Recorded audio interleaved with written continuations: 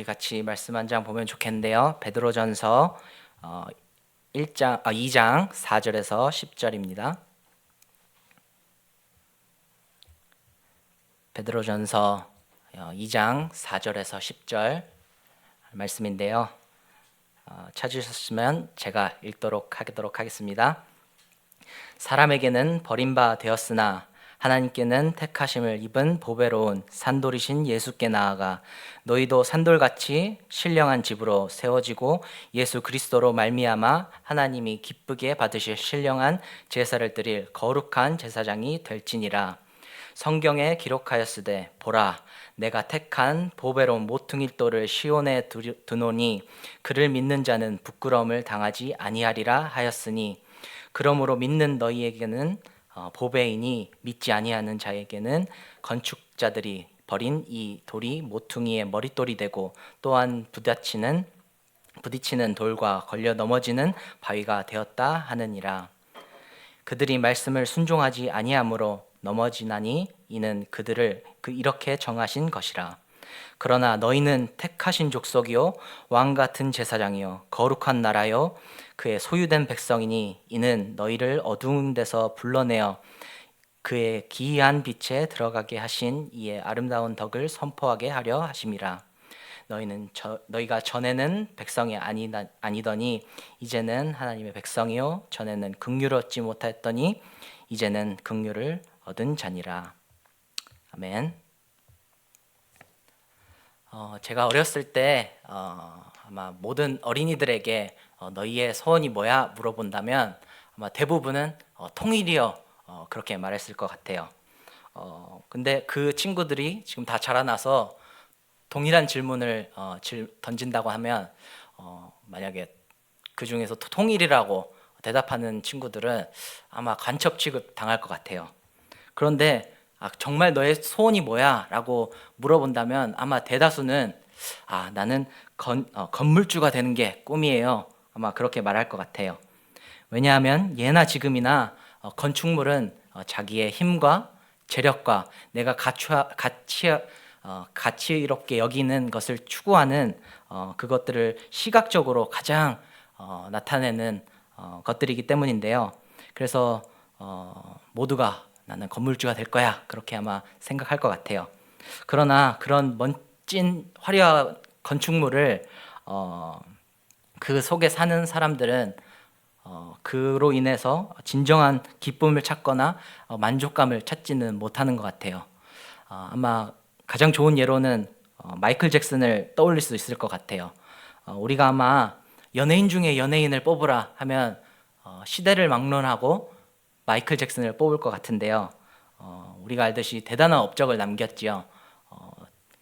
대중가요 역사상 가장 많은 상을 수상을 했고 그래미 어워드도 13번인가 수상을 받고 팝의 황제라고 불릴 만큼 정말 뛰어난 재주와 춤, 노래 실력 모든 것 갖춘 정말 연예인 중에 연예인인데요.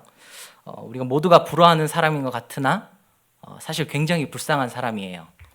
왜냐하면 가난한 부모님 밑에서 자라나서 아버지가 자기 자식들이 노래를 좀 잘하는 것 같으니까 이걸 돈 버는 기계로 써야겠다 싶어가지고 아주 어렸을 때부터 학교가 끝나자마자 바로 성인 유흥 클럽 같은 데를 데려가서 계속 노래하게 밤 늦게까지 일 시켰고요. 또 잘못한다 그러면 엄청 두드리 맞고 심지어는 거꾸로 매달려서 막 벨트로 맞고 막 그랬대요. 형들한테도 엄청 맞고 또 아빠는 자기 자식들 보는 앞에서 아내가 있는데도 다른 여자와 외도를 하고 그래서 자기 어린 시절이 굉장히 트라우마로 기억되어졌대요. 그래서 5살 때부터 아주 고된 노동을 하면서도 쉬는 날 없이 그렇게 살았기 때문에 어린 시절을 되찾기 위해서 자기는 아이처럼 장난감을 계속 모으게 되고 우리가 잘 알다시피 네버랜드 랜치라는 그러니까 놀이동산 같은 집을 지어서 아이들도 불러가지고 같이 놀고 했지요. 그래서 제가 사진 하나 보여드릴게요. 우리가 잘 알듯이 피터팬에 등장하는 네버랜드 같이 자기가 꿈꾸는 동화 같은 삶을 살고 아마 자기는 행복하고 즐거운 삶을 사는 그런 사람으로 기억되고 싶었나 봐요. 그러나 현실은 그렇게 낭만적이지 못했지요. 일반인이 보기에 좀 비정상으로 보이니까 사람들이 쟤는 그 소아 성애자다, 게이다, 아니면은 아동 성착취를 한다. 그래가지고 이렇게 초대받은 아이들의 부모들이 솔직히 돈 뜯어 먹으려고 소송도 많이 걸고 온갖 루머에 시달렸지요. 그러는 비난 가운데 마지막에는 소속사의 압박으로 엄청 이렇게 뺑뺑이 돌다가 불면증으로 6개월 동안 마취주사 프로포폴을 너무 많이 맞아서 심장마비로 사망하게 되지요. 그래서 비정상적인 어린 시절을 보냈기 때문에 비정상적인 어른이 되어서 나중에 자기가 노래하기로 Childhood라는 노래에 이렇게 고백을 해요. 내 어린 시절을 본 적 있나요? 내가 어디서 왔는지 찾고 싶어요. 내 마음을 잃어버린 것들 속에서 계속 헤매고 있거든요. 아무도 나를 이해하지 못해요. 그들은 나를 이상한 사람으로만 보죠.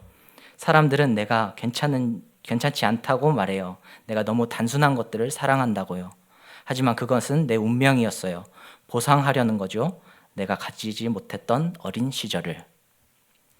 아무리 멋진 건축물을 남긴다 해도 그것들이 그 삶의 만족이나 행복이나 의미를 대신해주지 못하지요. 그러면 우리는 어떻게 우리를 이해하고 우리의 정체성을 확인해야 될까요?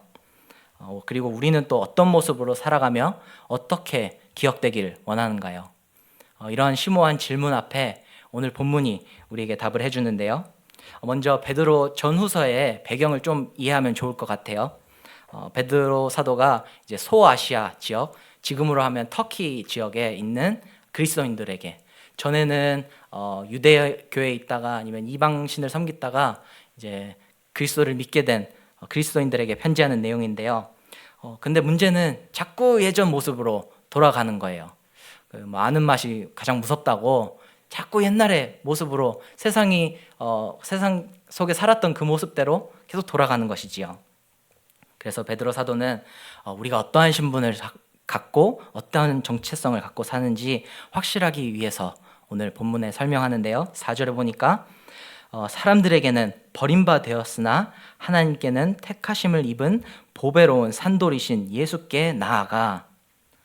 여기서 베드로 목사님이 산돌이라는 표현을 쓰시면서 굉장히 흥미로운 표현을 하시는데, 그냥 산돌이 아니라 사람들에게 버림받았으나 하나님께 택하심을 입은 보배로운 산돌이라 말씀하는데요.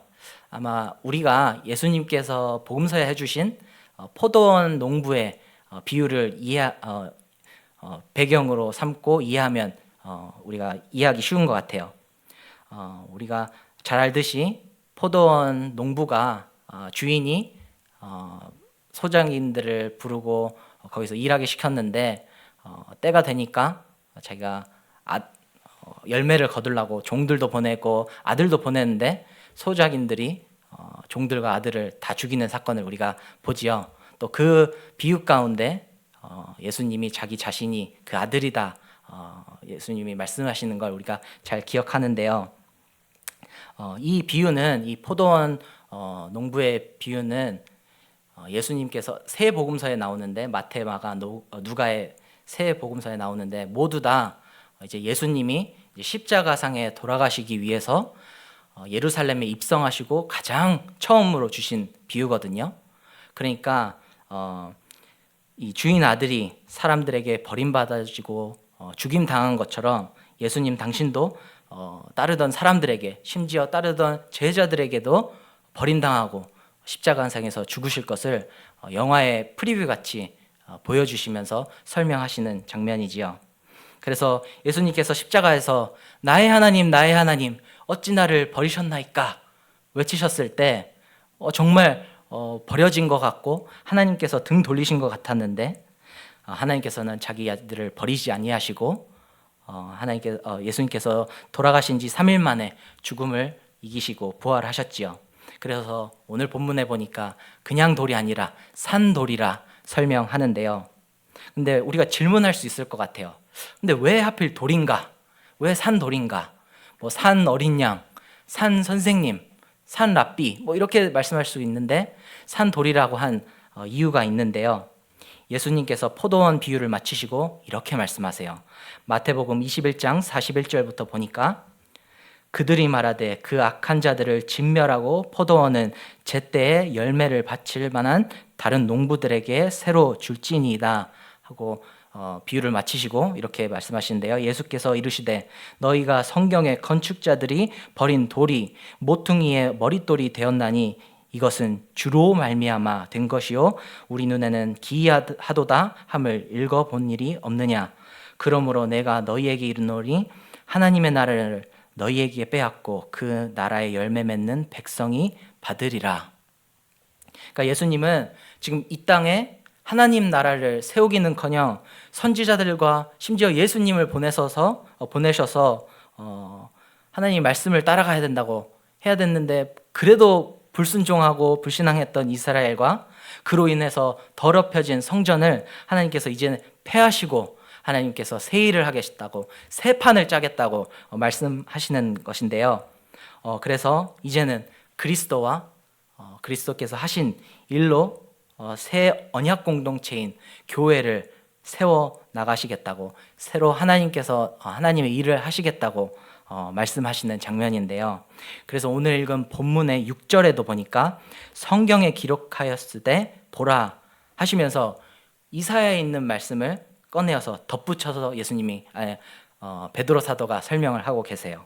그래서 이사야서 28장 16절에 보니까 그러므로 주 여호와께서 이같이 이르시되 보라 내가 한 돌을 시온에 두어 기초를 삼았노니 곧 시험하는 돌이요 귀하고 견고한 기초돌이라 그것을 믿는 이는 다급하게 되지 아니하리로다. 이제 구약 성전을 폐하시고 새 언약의 새 성전을 지으신다고 하시면서 새로운 기초돌을 머릿돌을 세우신다고 설명하는데 우리가 모퉁이돌 아니면 혹은 기초돌이라고 하는 것은 이제 건물을 지을 때 각 코너에 놓여져서 이제 성벽이 올바르게 되어지고 벽이 잘 설 수 있도록 하는 역할을 하는데요. 그래서 기초돌, 이 머릿돌 없이는 건물이 세워질 수가 없어요. 그래서 이 기초돌이 이사야서에 말씀한 것처럼 시온에서 두어진다고 말씀하는데 여기가 바로 예수님께서 십자가에서 돌아가시고 부활하시는 예루살렘이지요. 그래서 이 말은 이제 새 언약의 새 공동체가 세워지는 새 성전은 그리스도를 중심으로 특히 그리스도의 죽으심과 부활하심을 중심으로 핵심으로 이루어질 것을 설명하는데요.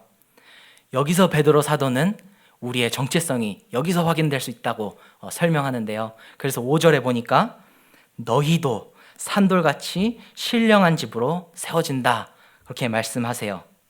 그래서 우리의 믿음은 죽은 믿음이 아니라 그 산 그리스도를 믿는 산 믿음이자 우리에게는 삶의 이유가 있고 흔들리지 않을 정체성이 있는 이유는 우리가 지금도 살아계시고 우리와 함께 하시는 그리스도 위에 세워진 산돌이기 때문이라고 설명하는데요.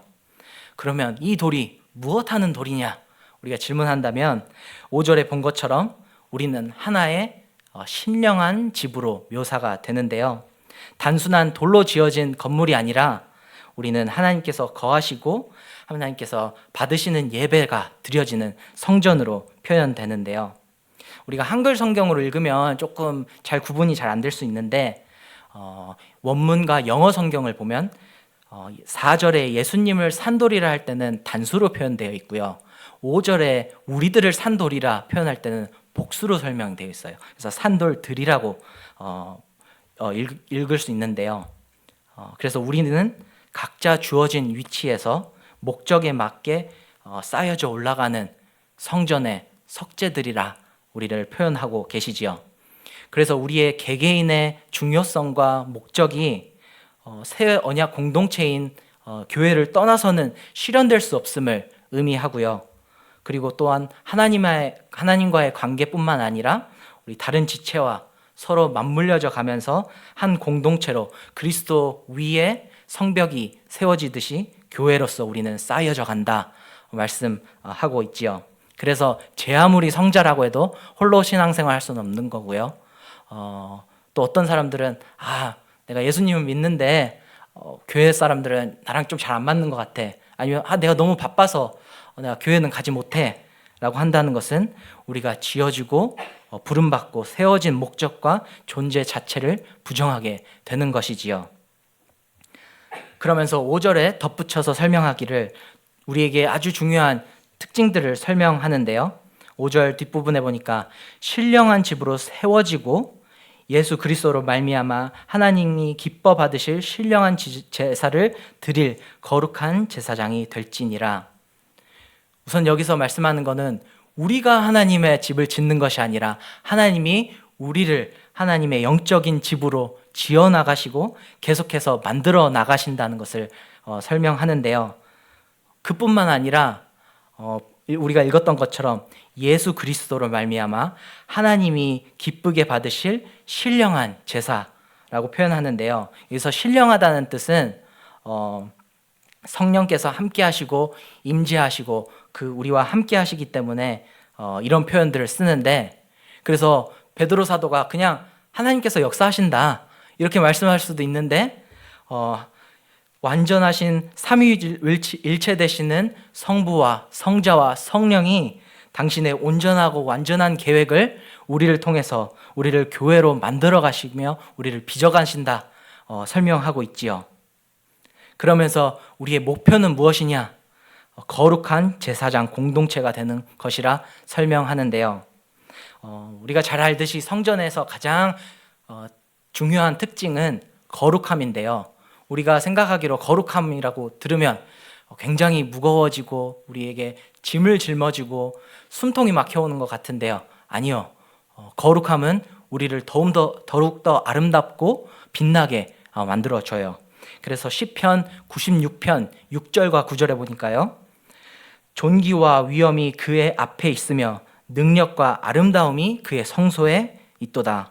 9절에 보니까 아름답고 거룩한 것으로 여호와께 예배할지어다. 온 땅이여 그 앞에 떨지어다 말씀하지요.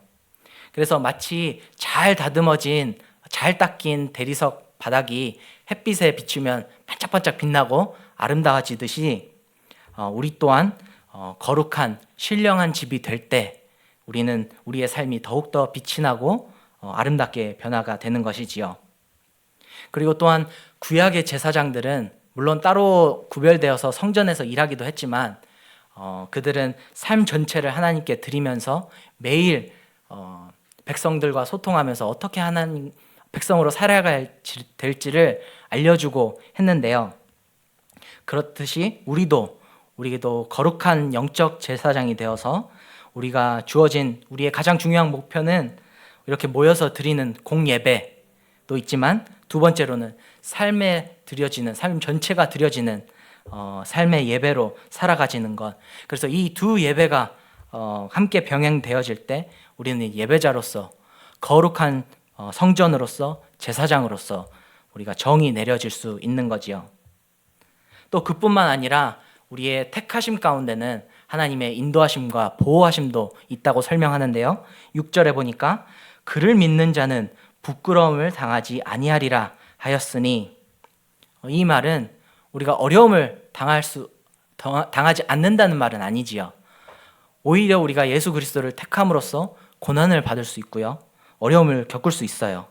그러나 예수 그리스도도 버림받으시고 십자가에서 부끄러움 당하신 것처럼 그러나 부활하시고 영광 가운데 옮기셨던 것처럼 우리도 잠시 어려움은 있을 수 있으나 고난은 있을 수 있으나 하나님께서 버리지 아니하시고 내버려 두지 않으시고 하나님 앞에서 부끄럽지 않게 오히려 빛나는 산돌들로 우리를 보호하신다, 붙들어 주신다 약속하시지요.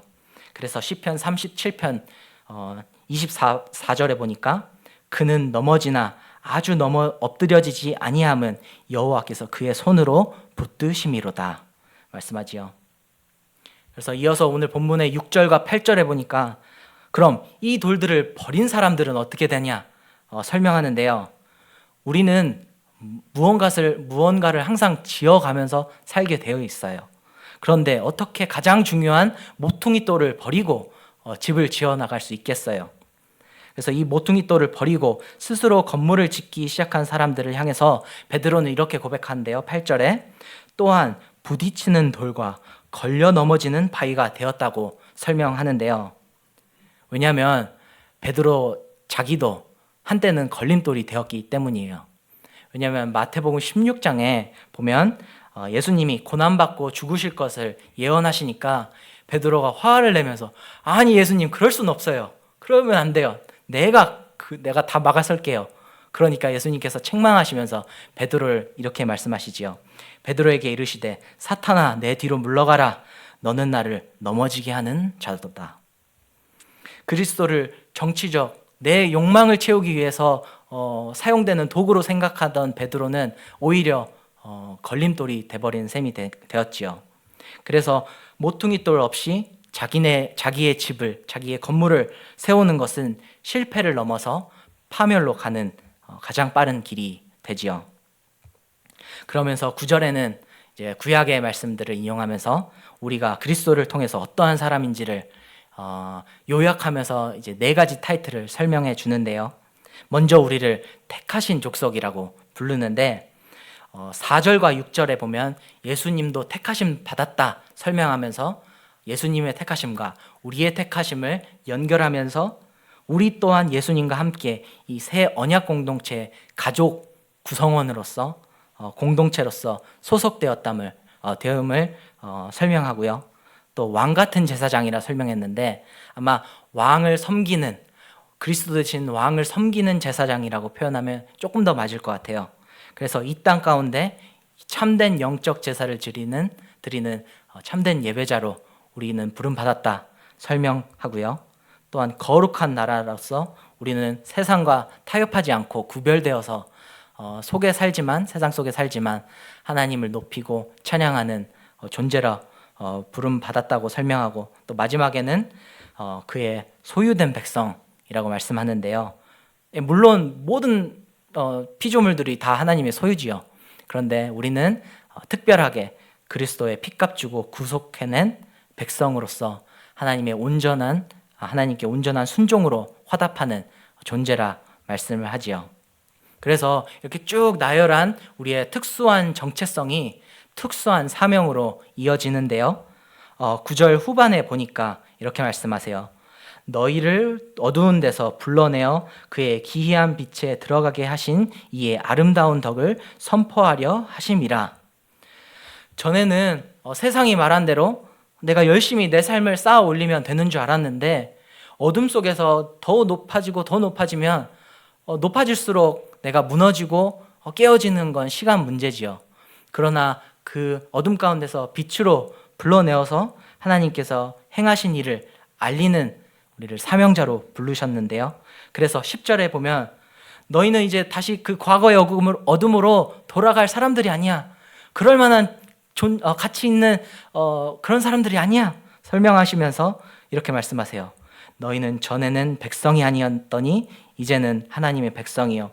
전에는 긍휼을 얻지 못하였더니 이제는 긍휼을 얻은 자니라.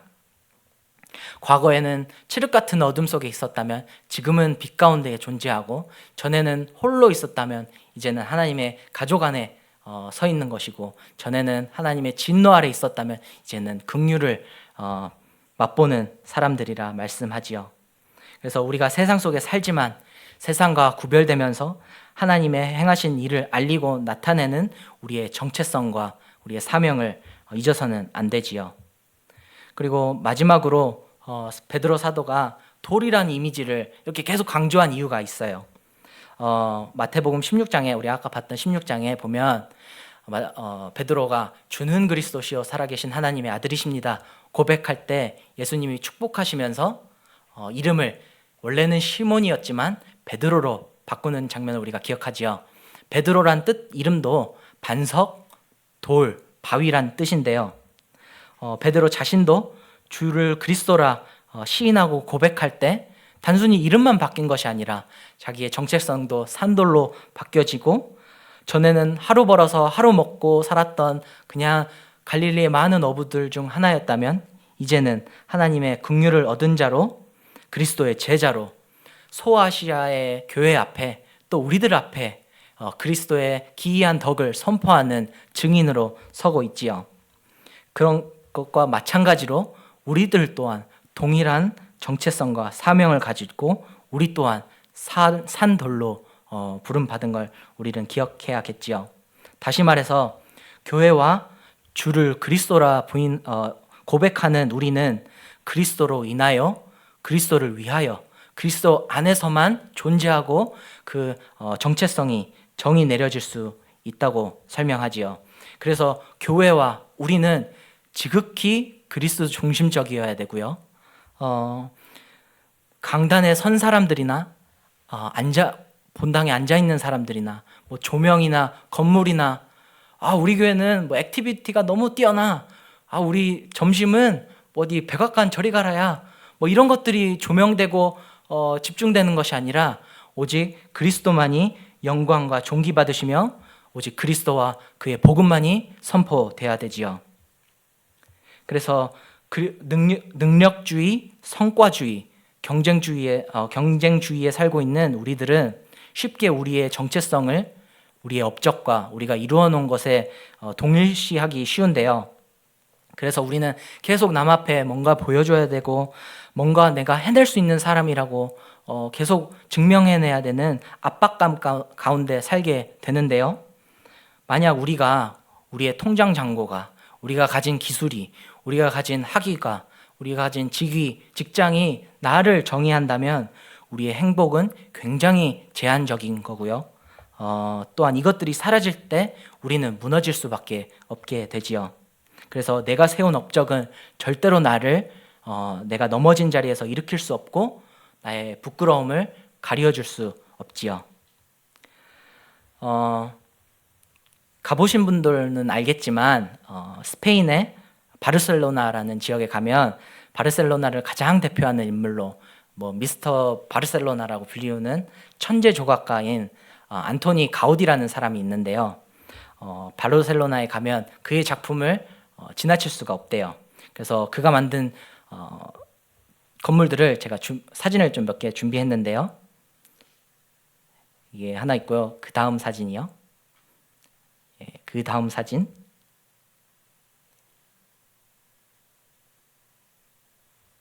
그 다음 사진.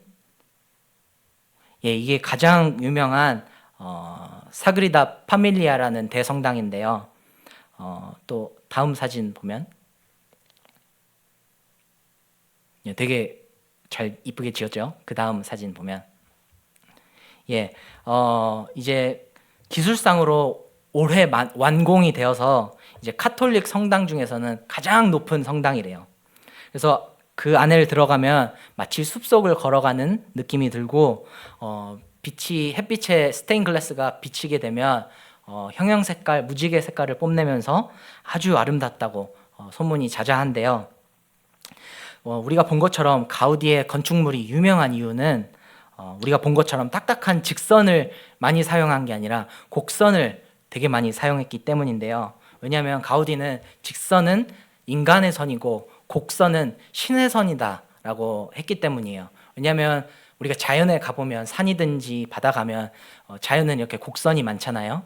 직선은 인간들이 그냥 편리하게 실용적이게 쓰기 위해서 벽돌 쌓고 이렇기 위해서 직선을 쓰지만 하나님은 신은 곡선을 쓰신다 해서 이런 되게 곡선을 표현하기를 자주 했는데요.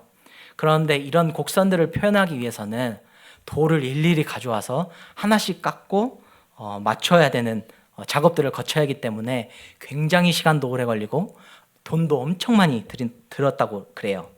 그래서 어떤 돌은 울퉁불퉁하기도 하고 어떤 돌들은 뾰족하기도 하고 어떤 돌들은 이렇게 구부러지기도 하지만 각각 다른 모습이지만 가우디가 이 돌들을 잘 붙여서 아름다운 건축물로 만들어내지요. 그래서 아무 쓸짝이 없던 거칠고 모난 돌들도 건축가의 설계로 손길을 통해서 각자의 목적과 가치가 생겨나고 아름다운 예술 작품으로 변하듯이 우리들도 마찬가지인 것 같아요. 우리가 솔직히 정직한 마음으로 거울 앞에서 우리 모습을 볼 때, 야, 어디서 귀한 대접 받기는 진짜 힘들겠다. 지금까지 인생 쉽지 않았지만 앞으로도 쉽진 않겠다. 뭐 그럴 수는 있지요. 그런데 하나님께서 흔하고 흔한 어디 굴러다니는 갓없는 돌 같은 우리를 가져다가 하나님께서 거룩하고 신령한 당신의 집으로 건축할 때 쓰이는 석재로 우리를 쓰인다고 할 때 우리는 이보다 귀하고 값진 일이 없겠지요. 물론 깎여지고 우리가 부수어지고 낮아지고 내 것이 사라지는 고통은 크고 힘들겠지요. 그러나 우리가 우리 힘으로 언제 무너질지 모르는 우리가 원하는 건물을, 우리의 집을 세우려 할 때보다, 애쓸 때보다 모퉁이 돌 대신 그리스도 위에 세워진 산들로서 우리가 하나님의 성전의 한 부분으로서 쓰여질 때 우리는 더 확실한 가치와 아름다움과 정체성을 얻게 되는 것이지요. 그래서 우리가 하나님께서 일하시는 거룩한 성전과 제사장으로서 택하신 족속, 거룩한 왕 같은 제사장, 거룩한 나라, 그의 택하신 받은 백성으로, 소유된 백성으로 우리가 정이 내려질 때, 우리가 이렇게 우리가 삶을 살아갈 때, 또 우리가 언젠가 이 땅을 떠날 때 이렇게 기억되어진다면 너무나 우리의 소명을 잘 살았다 할 수 있겠지요. 그래서 우리가 올바른 정체성과 사명 가지고 이 세상의 흐름에 흘러 떠내려가지 않도록 우리에게 주어진 고유하고 특별한 부르심을 따라 우리가 참 예배자로 하나님의 아름다운 덕을 선포하며 살 수 있도록, 그렇게 쓰임 받을 수 있도록 우리 함께 같이 기도하도록 하겠습니다.